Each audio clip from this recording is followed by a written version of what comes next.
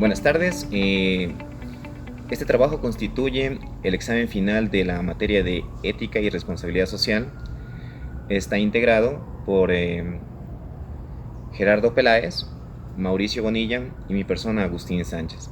Básicamente lo que nosotros vamos a tratar durante este video es los principios éticos que rigen la conducta de un profesional.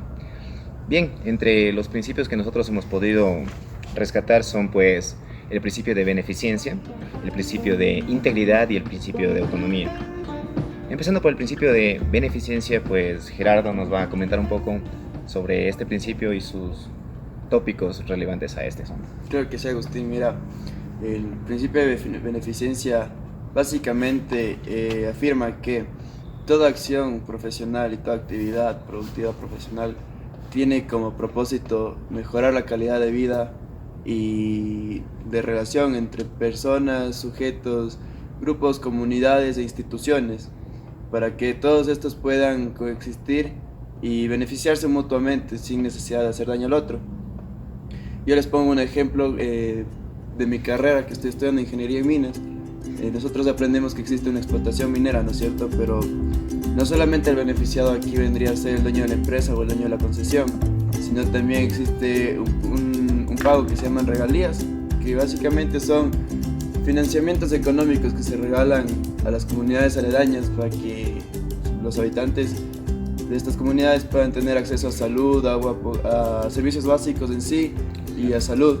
Entonces, eso por un lado, pero también fijándonos en otro ámbito puede ser también el de dar plazas de trabajo, o también nada que ver con la economía, sino haciendo referencias a los estándares y las normas de conducta laboral.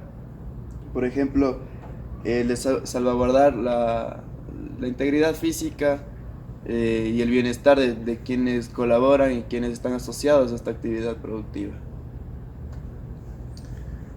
Bien, pues Mauri, cuéntanos un poco acerca del principio de autonomía, que es otro de los fundamentales dentro de esta temática que tenemos hoy en día.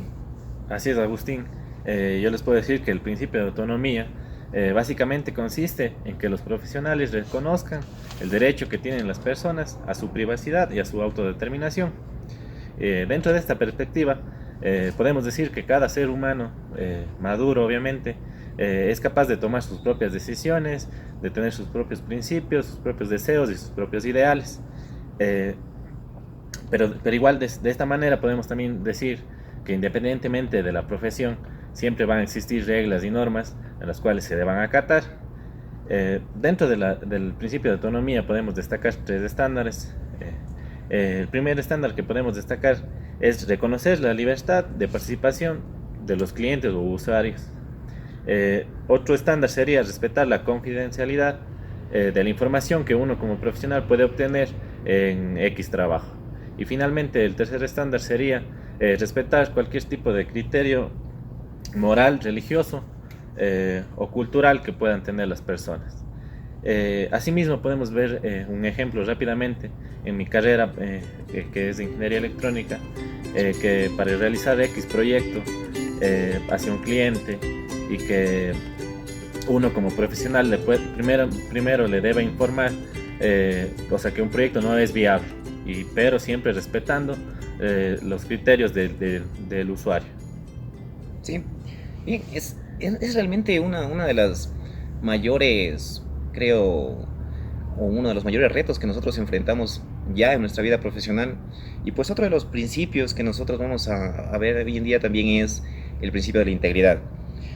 Si bien es cierto, cuando hablamos de integridad, pues siempre está vinculado a otros códigos éticos, vinculado con una valoración que va más allá del simple hecho de un principio. Cuando hablo de integridad como tópico en general, pues vamos a hablar de honestidad, respeto y transparencia de nuestras interacciones. Ya en sí, el principio de integridad va a abarcar en su conglomerado pues la veracidad y la transparencia de nuestras acciones personales. De allí que cuando nosotros mencionamos que la integridad o el principio de integridad pues constituye un valor humano, no es otra cosa que el principio que es una elección personal. O sea, yo estoy en la condición de poder elegir si quiero ser íntegro o no.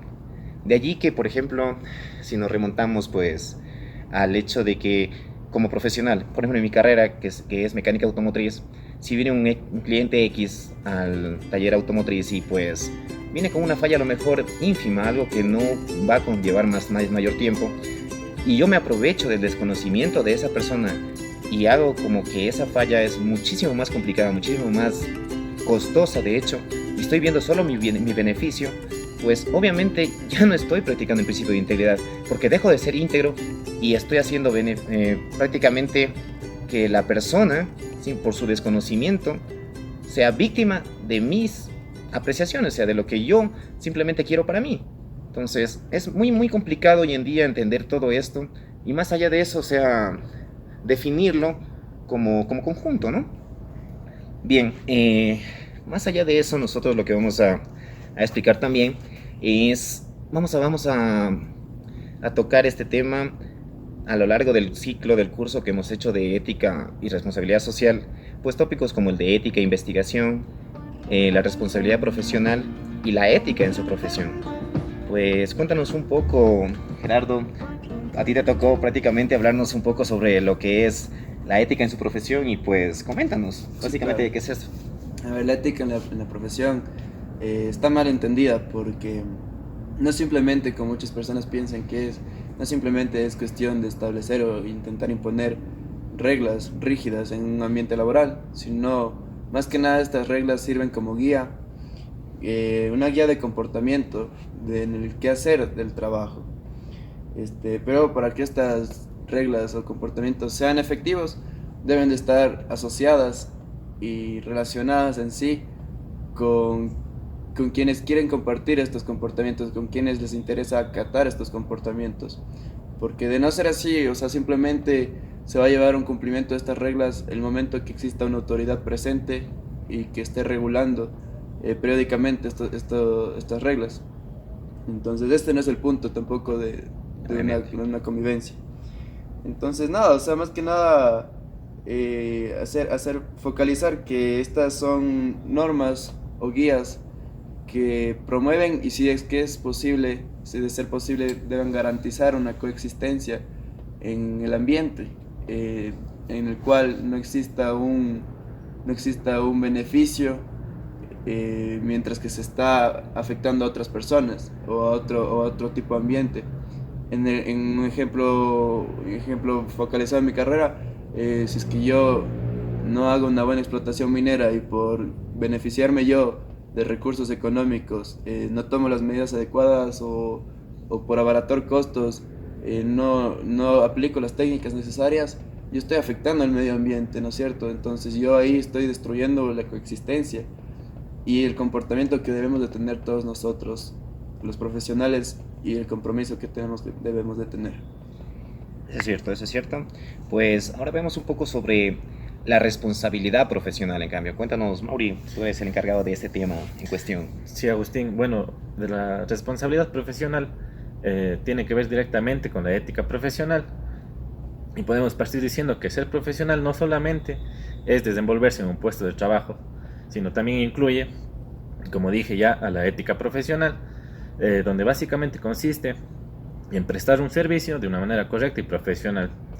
Bueno, y tocando un tema del cual hemos hablado a lo largo de la materia, que tiene que ver directamente con la responsabilidad profesional, es la corrupción, donde podemos ver que claramente la corrupción rompe totalmente los principios de la responsabilidad profesional, ya que siempre los actores políticos están involucrados en temas de corrupción, siendo que estos fueron elegidos democráticamente por el pueblo para el bien del pueblo. Y como podemos ver, tanto en nuestro país como internacionalmente, siempre están involucrados en estos temas y siempre están viendo por su propio bien.